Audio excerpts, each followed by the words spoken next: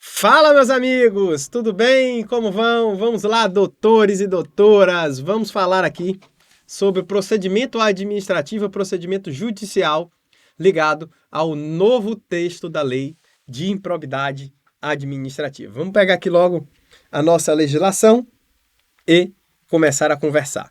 Olha só, qualquer pessoa poderá representar, qualquer pessoa pode representar a autoridade administrativa competente para que seja instaurada investigação destinada a apurar a prática de improbidade administrativa. Então, aqui não estamos propondo ação por improbidade, estamos simplesmente representando a autoridade administrativa e essa autoridade administrativa vai apurar se houve ou não a prática do ato de improbidade. A representação, que será escrita e reduzida a termo e assinada, conterá a qualificação do representante, as informações sobre o fato e sua autoria, as indicações de prova de que tenham conhecimento. Isso aqui é um texto que geralmente as pessoas criticam, porque essa é uma denúncia, né? Essa representação é quase uma denúncia. Você contar à autoridade pública que houve a prática de um ato de improbidade administrativa e aqui você tem que dizer quem você é. Muitos têm medo por causa dessa qualificação do representante. Mas, enfim, para termos de prova, é o julgo que você tem. Parágrafo 2º. A autoridade administrativa rejeitará a representação em despacho, como sempre, fundamentado, não rejeito por rejeitar, rejeito por tais razões, se esta não contiver as formalidades estabelecidas no parágrafo 1º, ou seja, se não houver a qualificação do representante, ele já rejeita e fundamenta quanto a isso. A rejeição não impede ao Ministério Público nos termos do artigo 22 desta lei. Beleza, a rejeição não impede a representação, né, ao Ministério Público. Vamos lá. Parágrafo 3º. Atendidos os requisitos da representação, a autoridade determinará a imediata apuração dos fatos observada a legislação que regula o processo administrativo disciplinar aplicável ao agente. Artigo 15. A comissão processante dará conhecimento ao Ministério Público e ao Tribunal ou Conselho de Contas da existência de processo administrativo para apurar a prática de ato de improbidade. Então, a pessoa representa a autoridade administrativa, como, por exemplo, o município, o prefeito, o secretário. O município, através dessa autoridade, vai abrir um PAD e do PAD vão informar ao Ministério Público e também ao tribunal, os tribunais de contas. Ok? Parágrafo único. O Ministério Público, o Tribunal ou Conselho de Contas poderá, a requerimento, designar representante para acompanhar o processo administrativo. Então, o Ministério Público ou o Conselho de Contas poderá designar aqui um representante no PAD. Aqui para auxiliar o município, o estado, pode ser município, pode ser estado, pode ser união, ok? Pode ser autarquia, pode ser fundação, por aí vai. 16. Na ação por improbidade administrativa, poderá ser formulada, aqui já é a ação, tá? Aqui já é a judicial. Quem é o autor da ação? Em tese, o Ministério Público. Poderá ser formulado em caráter antecedente ou incidente, pedido de indisponibilidade de bens. Então, pode ser feito o pedido de indisponibilidade dos bens do réu, a fim de garantir integral recomposição ao erário ou do acréscimo patrimonial resultante do enriquecimento ilícito. Então, vamos propor a ação. A ação será proposta aqui com a petição inicial. A petição vai chegar ao juiz.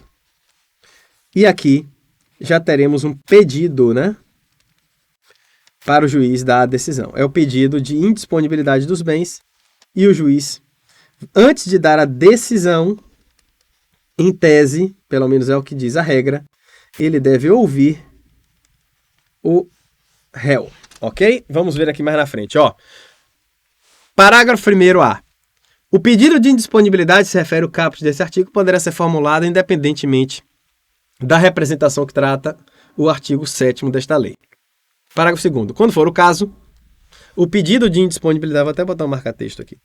O pedido de indisponibilidade de bens que se refere ao caput incluirá investigação, exame e bloqueio de bens, contas bancárias, aplicações financeiras mantidas pelo indiciado no exterior, nos termos da lei e tratados internacionais.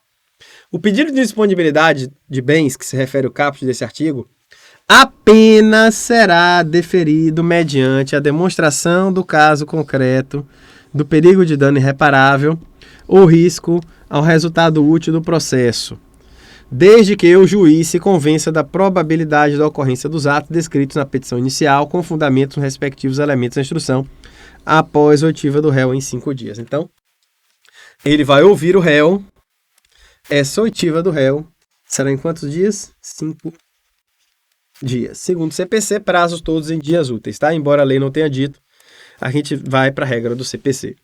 Dias úteis, ok? A indisponibilidade de bens poderá ser decretada sem a oitiva do réu, sempre que o contraditório prévio puder comprovadamente frustrar a efetividade da medida ou se houver outras circunstâncias que recomendem a proteção liminar, não podendo a urgência ser presumida. Então, vamos lá. A indisponibilidade poderá ser decretada sem oitiva do réu. Não se pode presumir urgência. Você pode ter aqui uma grande perspectiva, né, de se frustrar a efetividade da medida por se dar um contraditório prévio. Faz a indisponibilidade dos bens, abre-se o prazo de 5 dias, o réu faz a defesa, faz a oitiva nos 5 dias, o juiz, após isso, pode continuar com a indisponibilidade ou então ele pode, novamente, manter a indisponibilidade. No caso de se manter a indisponibilidade, como se trata de decisão interlocutória, neste caso, o recurso cabível contra a decisão interlocutória é o agravo de instrumento. Vamos lá. Olha só. Se houver mais de um réu na ação, a somatória dos valores declarados indisponível não poderá... Olha aí, ó. Vou botar em amarelo de novo. Vamos lá. Peraí. A somatória dos valores indisponíveis não poderá superar o montante indicado na petição inicial. Claro, se eu disse na petição inicial que o enriquecimento disso foi de 1 milhão, eu não posso indisponibilizar 2 milhões, 3, 4, 5. Parágrafo 6º. O valor da indisponibilidade considerará a estimativa de dano indicada na petição inicial, permitida a sua substituição por caução idônea, fiança bancária ou por seguro garantia judicial, a requerimento do réu, bem como a sua readequação durante a instrução do processo. Então, é permitida a substituição da indisponibilidade por situações aqui, ó, fiança bancária, seguro garantia, a requerimento do réu, bem como sua readequação na instrução do processo. A indisponibilidade dos bens, parágrafo 7º, de terceiro, dependerá da demonstração de sua efetiva ocorrência para os atos ilícitos apurados, ou quando se tratar de pessoa jurídica, da instauração de incidente de desconsideração de personalidade jurídica a ser processado na forma processual. Então é possível, viu? Botar de azulzinho aqui. É possível a indisponibilidade de bens de terceiro, ok? Tem que se demonstrar a ocorrência, se for o caso de pessoa jurídica, incidente de desconsideração da personalidade jurídica. Aplica-se a indisponibilidade de bens regida por essa lei quando for cabível o regime de tutela de urgência, Código de Processo Civil. Da decisão que deferir ou indeferir a medida relativa à indisponibilidade dos bens, caberá, olha aí, ó, que eu lhe disse, vermelhinho, agravo de instrumento. Então, da decisão. Meus irmãos, olha só. Se tem decisão, contra a decisão se cabe o quê? Recurso. Se essa decisão ela não põe fim ao processo, somente declara a indisponibilidade dos bens, neste caso é o agravo de instrumento. Ok? Porque ela é interlocutória. Parágrafo 10. A indisponibilidade recairá sobre os bens que assegurem exclusivamente o integral ressarcimento do dano, começa a repetir, né? Ao erário, sem incidir sobre os valores a serem eventualmente aplicados a título de multa civil, sobre o acréscimo patrimonial decorrente da atividade lícita. Isso aqui também é importante, porque você tem, por exemplo, 1 milhão de enriquecimento ilícito, você pode ter uma multa também de até 1 milhão, não é isso? E o Ministério Público pede a indisponibilidade de 2 milhões. Não pode, não.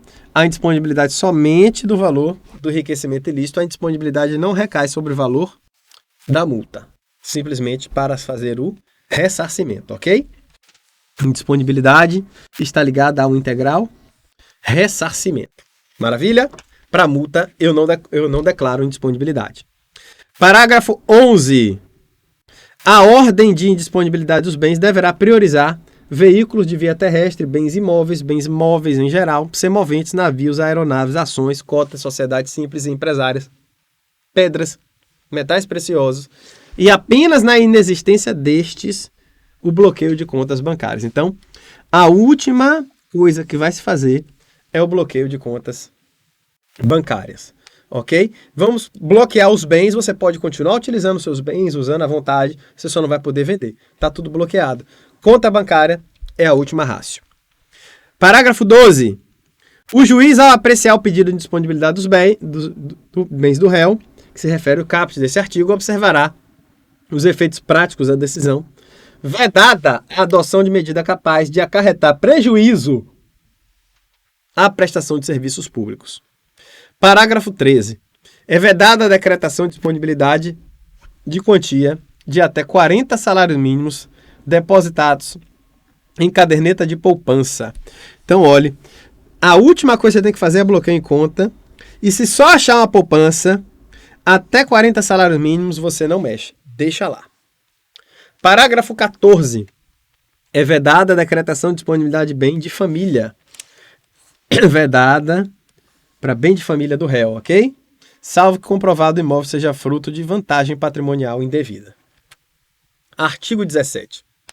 A ação para aplicação das sanções que trata a lei, olha aí, a ação judicial, viu? Será proposta pelo Ministério Público. Isso aqui é o que diz a lei. Só que o que é que eu quero lhe dizer? Você tem a ADIM 7042 e a ADIM 7043, que falam também da legitimidade.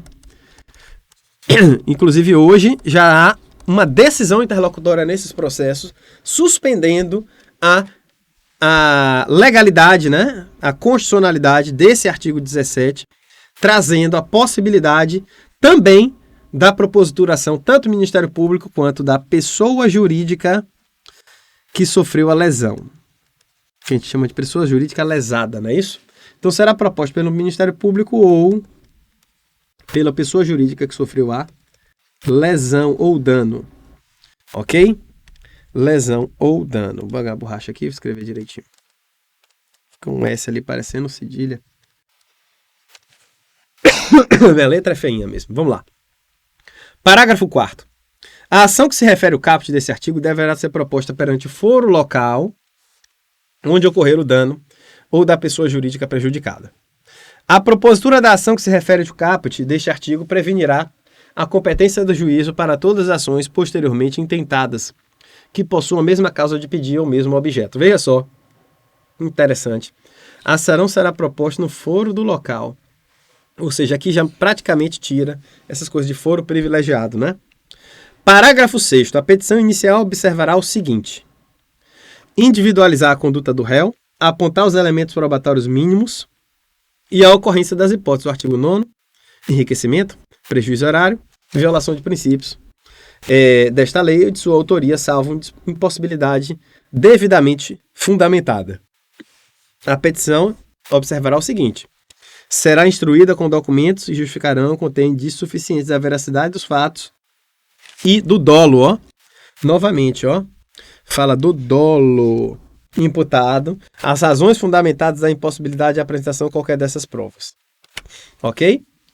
O Ministério Público poderá requerer as tutelas provisórias adequadas e necessárias. A petição será rejeitada nos casos do artigo 330, né, Lei 13.105, bem como quando não preenchidos os requisitos do inciso 1. Será rejeitada quando não preenchidos os requisitos, ok? Se a petição... Isso aqui é aquela que fala, 330 são os requisitos da petição inicial. Se a petição inicial estiver em devida forma, aí sim, tudo ok, o juiz mandará autuá-la e ordenará a citação dos requeridos para que contestem no prazo de 30 dias, contestar no prazo de 30 dias, indicado na forma do artigo 231. Então vamos lá, ó. MP ou pessoa jurídica propõe a ação, a petição chega para o juiz vai ver o pedido de indisponibilidade, o juiz vai dar 5 dias, vou até reduzir aqui esse tracinho aqui. Vamos lá, borracha. Vamos lá, o juiz vai dar 5 dias para o réu dar as informações, para o réu. Aí o réu traz as informações. Aí o juiz decide, né? Se o bem fica indisponível ou não. Se o juiz decidiu, cabe recurso para ambas as partes, né? Para quem gostou e para quem não gostou. Cabe o recurso. Qual o recurso? Agravo de instrumento. Depois disso aqui, o processo continua, né? E o juiz vai dar os 30 dias para contestação. Ok? Esses 30 dias podem contar daqui, esses 30 dias podem contar desde que o juiz pegou e realmente viu o processo, ok? Então esses 30 podem contar daqui, ou esses 30 podem contar daqui também. Beleza? Vai depender do caso prático. Parágrafo 9º. Da decisão que rejeitar questões preliminares suscitadas pelo réu em sua contestação, caberá agravo de instrumento. Por quê? Porque de decisão cabe recurso. Se a decisão é interlocutória, nesse caso, o recurso é o agravo de instrumento, ok? 10A. Havendo a possibilidade de solução consensual, olha o acordo aí, ó. Poderão as partes requerer ao juiz a interrupção do prazo para a contestação por prazo não superior a 90 dias. Se houver aqui a possibilidade de uma conciliação, pede a suspensão do processo. A suspensão não pode ser superior a 90 dias. Oferecida a contestação, se for o caso, ouvido o autor, o juiz procederá ao julgamento, conforme o estado do processo, e poderá desmembrar o litisconsórcio com vista a otimizar a instrução processual. Após a réplica do Ministério Público, então você tem a petição inicial, 30 dias faz a contestação, depois você tem a réplica, né, do MP, e depois o juiz dará a sentença. Então você tem o desenho daqui de cima, mais enxuto, e um desenho aqui mais pormenorizado, tá? Após a réplica do Ministério Público, o juiz proferirá a decisão no qual indicará com precisão a tipificação do ato de improbidade imputado ao réu, sendo vedado modificar o fato principal e a capitulação legal apresentada pelo autor. Se é sentença aqui, da sentença cabe recurso, que se chama apelação, tá? Aqui não é mais agravo, porque não é decisão interlocutória, é decisão terminativa. 10D. Para cada ato de improbidade, deverá necessariamente ser indicado apenas um tipo dentre aqueles previstos no artigo 9, 10, 11. Proferida a decisão do parágrafo 10C desse artigo, as partes serão intimadas para especificar as provas que pretendem produzir. Ok? 10F. Será nula a decisão de mérito total e parcial da improbidade administrativa que condenar o requerido por tipo diverso daquele definido na inicial. Isso aí seria até uma desobediência, né? Dessa situação aqui, ó. Vedado ao juiz modificar o fato principal e a capitulação apresentada pelo autor, tá? Se ele fizer isso, ele violou aqui pra gente o 10C, né? Viola o parágrafo 10C. Será nula a decisão do ato da ação de improbidade que condenar o requerido sem produção de provas. Tipo diverso, sem produção de provas. Parágrafo 11. Em qualquer momento do processo, verificada a inexistência do ato de improbidade, o juiz declarará julgará a demanda improcedente. Parágrafo 14. Sem prejuízo da citação dos réus, a gente pula às vezes do 11 para o 14 porque está revogado, tá? Sem prejuízo da citação dos réus, a pessoa jurídica interessada será intimada para, caso queira, intervir no processo. Então, o que trazia a lei? O MP fazia a ação e a pessoa jurídica era intimada. O que o Supremo Tribunal Federal ele fez? O MP ou a pessoa jurídica podem propor a ação. Quando a pessoa jurídica propor a ação, o MP será intimado. Então, você tem aí a inversão das coisas, né? No final das contas, ambos estarão no processo. 15. Se a imputação envolver a desconsideração da personalidade jurídica, a gente vai para as regras do CPC. 16.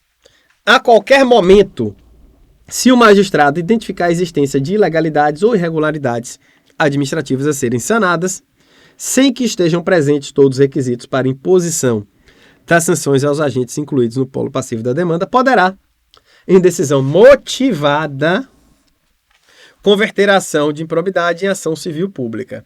Aqui é caso realmente de situações aí maiores, né? Que envolvem inclusive aí danos que não sejam tão direcionados e ligados a pessoas jurídicas. Parágrafo 17. Da decisão de converter a ação de improbidade em ação civil pública caberá agravo de instrumento, porque é uma decisão interlocutória. Não acabou a ação só mudou o rito. 18. O réu será assegurado o direito de ser interrogado pelos fatos que trata a ação e a sua recusa ou silêncio, olhe só, sua recusa ou silêncio não implicará confissão. Ó, isso aqui é importante. Ele se recusou a ser interrogado. Ele ficou em silêncio. Não posso presumir que ele confessou e não posso obrigá-lo a produzir provas contra ele mesmo. Não se aplicam na ação de improbidade administrativa. Não se aplica. Isso aqui costuma ser questão de prova. Ó. Presunção de veracidade dos fatos. Imposição de ônus da prova ao réu. Ajuizamento de mais de uma ação de improbidade pelo mesmo fato. O reexame da sentença não se aplica, ó. O reexame obrigatório da sentença ou a extinção sem resolução do mérito. Parágrafo 20. A assessoria jurídica que emitiu parecer, atestando a legalidade prévia dos atos administrativos praticados pelo administrador público, ficará obrigado a defendê-lo. A assessoria jurídica que emitiu parecer ficará obrigado a defendê-lo judicialmente, caso este venha a responder pela ação de improbidade. Isso aqui você tem também ações de inconstitucionalidade, e isso aqui também está na nova lei de licitações, se eu não me engano, artigo 10 da nova lei de licitações. É a lei 14.13321. Ok? Das decisões interlocutórias, já falamos 500 vezes. Se você errar um negócio desse, Deus me livre. Das decisões interlocutórias, caberá agravo de instrumento. Ok? Inclusive das preliminares do réu em sua contestação. Ele já falou isso aqui, ó. Ele já falou isso aqui. Porque agora achar isso aqui é complicadinho, né? Vamos lá, vamos voltar aqui. O Ministério Público poderá, conforme as circunstâncias do caso concreto, celebrar acordo de não persecução civil, desde que dele advenham os seguintes resultados: integrar o ressarcimento do dano, reversão à pessoa jurídica da vantagem obtida, celebração de acordo, dependerá cumulativamente, presta atenção disso, motiva do ente federativo lesado, aprovação no prazo de 60 dias pelo órgão do Ministério Público competente, homologação judicial. Em qualquer caso, a celebração do acordo, que se refere ao caput, considerará a personalidade do agente, a natureza, a circunstância, a gravidade e a repercussão social do ato de improbidade, bem como as vantagens para o interesse público da rápida solução do caso. Para fins de apuração do valor do dano a ser ressarcido, deverá ser realizada oitiva do Tribunal de Contas competente, que manifestará com a indicação dos parâmetros utilizados no prazo de 90 dias. De acordo com o que se refere o caput desse artigo, poderá ser celebrado no curso da investigação de apuração do ilícito, no curso da ação de improbidade ou no momento da execução da sentença condenatória. Então, você pode celebrar, né, nessas 3 situações. Quinto, as negociações para a celebração do acordo que se refere o caput desse artigo correrão entre o Ministério Público de um lado e o investigado ou demandado e seu defensor. Sexto, o acordo que se refere ao caput desse artigo poderá contemplar a adoção de mecanismos e procedimentos internos de integridade. Aí, ó, isso é interessante. Integridade, auditoria, incentivo, denúncia, regularidade. A efetiva de códigos de ética e conduta no âmbito da pessoa jurídica, se for o caso, bem como outras medidas em favor do interesse público e boas práticas administrativas. Isso aqui está muito moderno. É questão passível de prova, viu? Em caso de cumprimento do acordo, o investigado ou demandado ficará impedido de celebrar novo acordo por prazo de 5 anos, ó. Em caso de cumprimento, impedimento de 5 anos, contado do conhecimento pelo Ministério Público. Então, ó, descumprimento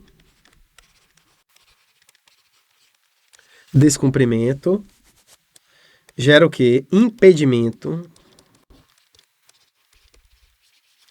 de novo acordo. Impedimento de novo acordo. Qual é o prazo? 5 anos. Conta de onde? Do conhecimento do Ministério Público. A contar não do ato, e sim do conhecimento do Ministério Público. Ok? Maravilha. A sentença proferida nos autos do processo que se refere a essa lei deverá observar o artigo 489, né, do Código de Processo Civil. Vai indicar os fundamentos que demonstram, né, as consequências práticas da decisão, a aplicação das sanções, isolada ou cumulativa, proporcionalidade e razoabilidade. Isso aqui vai para aquelas situações de suspensão dos direitos políticos, né? Aí você vai considerar, né, a natureza, a gravidade, o impacto da infração, a extensão do dano. Isso aqui pode gerar aquela dobra, né, das multas, o proveito patrimonial do agente, as circunstâncias agravantes e atenuantes. Se ele já devolveu o dinheiro antes de uma sentença, eu já tenho aí uma circunstância que melhorou para ele. A atuação da agente em minorar os prejuízos, olha aí, ó, e os antecedentes do agente. Considerar a aplicação das sanções, a dosimetria das sanções relativas ao mesmo fato já aplicadas ao agente. Considerar na fixação das penas relativamente ao terceiro, quando for o caso a atuação específica, não admitida sua responsabilização por ações ou omissões do qual não tiver ocorrido. Isso é importante também. Das quais não tiver obtido vantagem patrimonial indevida. Então você não pode punir ninguém por ação ou omissão do qual não tiver concorrido. Indicar a apuração da ofensa aos princípios, critérios objetivos. A ilegalidade sem a presença do dolo que qualifique não configura ato de improbidade. Vamos para o marcador aqui, ó. A ilegalidade sem a presença do dolo não configura ato de improbidade. Na hipótese de litisconsórcio passivo, a condenação ocorrerá no limite da participação e dos benefícios diretos, vedada qualquer solidariedade. Vedada solidariedade, viu? Não haverá remessa necessária da sentença. Já disse, também a lei falou isso antes, né? 17D. Na ação de improbidade, a ação por improbidade é repressiva, tem caráter sancionatório, direito administrativo sancionatório, destinada à aplicação de sanções de caráter pessoal, suspensão de direitos políticos é um caráter pessoal, e não constitui ação civil, ó, não constitui ação civil. Lembra lá? A ação por improbidade não é civil, nem penal, nem administrativa, ela é do direito administrativo sancionador. Vedado o seu ajuizamento para o controle de legalidade de políticas públicas e para a proteção do patrimônio público, social e do meio ambiente, e de outros interesses difusos, coletivos, individuais e homogêneos. Essas situações aqui, ó, para controle de legalidade, anulação de atos administrativos e a outra, proteção do patrimônio público, social e meio ambiente, isso é ação civil pública. Lembra do artigo que falou, não foi? Parágrafo único. Ressalvado o disposto nessa lei, o controle de legalidade de políticas públicas e responsabilidade dos agentes públicos, inclusive políticos, entes públicos e governamentais por danos ao meio ambiente e ao consumidor e bens diretos de valor artístico, estético, histórico, turístico e paisagístico e qualquer outro interesse difuso coletivo por ordem econômica, ordem urbanística, a honra, a dignidade dos grupos raciais, étnicos, religiosos e a patrimônio social, submetem-se aí, ó, Lei 7347, que é a Lei de Ação Civil Pública. Ok? A sentença que julgar procedente a ação fundada no artigo 9º e 10 condenará o ressarcimento dos danos e a perda ou reversão dos bens ilicitamente adquiridos. Se houver necessidade de liquidação do dano, a pessoa jurídica prejudicada procederá à determinação e ao ulterior procedimento de cumprimento de sentença. Aí a reversão dos bens. Caso a pessoa jurídica prejudicada não adote as providências do parágrafo 1º, não faça a devolução nem reversão dos bens, no prazo de 6 meses, contado o trânsito julgado, caberá ao Ministério Público proceder à respectiva liquidação do dano e o cumprimento da sentença referente ao ressarcimento ao patrimônio público, a perda ou a reversão dos bens, sem prejuízo de eventual responsabilização pela omissão verificada. E nesse caso aqui tem que ver também a questão do dolo, tá? Para fins de apuração do valor ressarcimento, deverão descontados serviços efetivamente prestados. O juiz, imagine um caso de um contrato que teve um erro, uma situação de improbidade, mas eu construí 50% da obra. Então desconta-se os 50% que eu fiz. O juiz poderá autorizar o parcelamento em até 48 parcelas mensais, corrigidas monetariamente. 18A. A requerimento do réu, na fase de cumprimento de sentença, o juiz unificará eventuais sanções aplicadas com outras já impostas em outros processos, tendo em vista a eventual continuidade do ilícito ou a prática de diversas ilicitudes observado o seguinte: no caso de continuidade do ilícito, o juiz promoverá a maior sanção aplicada, aumentada 1/3 a soma das penas. No caso de prática de novos ilícitos pelo mesmo sujeito, o juiz somará as sanções, porque são vários atos, tá? Agora preste atenção. Olha o parágrafo único, aqui a questão de prova. As sanções de suspensão de direitos políticos e de proibição de contratar ou de receber benefícios tributários, fiscais ou creditíssimos observarão o limite máximo de 20 anos. Mesmo que você pratique vários atos de improbidade, o limite máximo em 4, 5, 6, 10 ações por improbidade, do somatório entre eles, será de 20 anos. Perfeitos? Então, eu posso ter 5 condenações por suspensão dos direitos políticos de 14 anos, mas eu não tenho aí 70, 60 não sei quantos anos, 5 vezes 14, né? Aplicável a mim. Eu tenho no máximo 20 anos, é o que disse aqui no nosso parágrafo único do artigo 18A. Fechados? Forte abraço. Esses foram aí as nossas considerações sobre os processos administrativos e judiciais do ato de improbidade administrativa. Bons estudos, treinem as questões e vamos em frente. Obrigado pela presença, pelo carinho. Desculpem as tosses, a gripe de vez em quando pega a gente. Um abraço. Valeu.